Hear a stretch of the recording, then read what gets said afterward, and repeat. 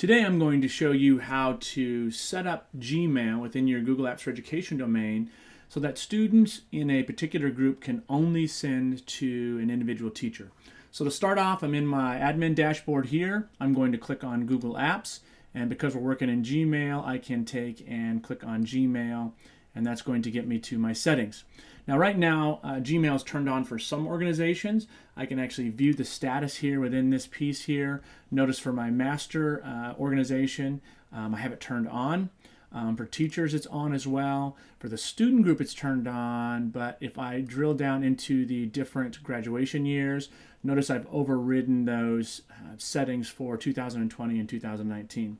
So let's say for the sake of this particular demonstration, I want to leave Gmail turned on for the 2018 group, but I only want those students within that group to be able to send to an individual teacher.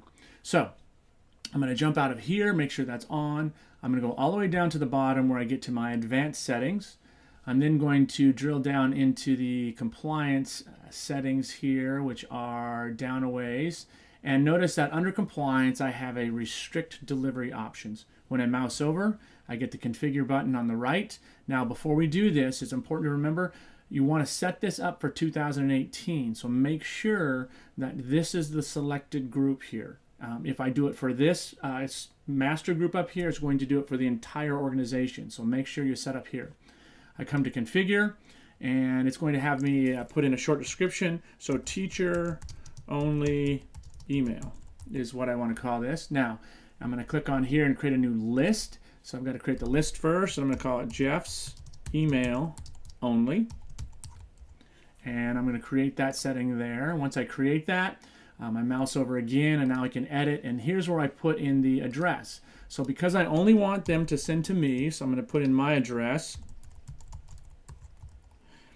.beyond. So now I've got that in there.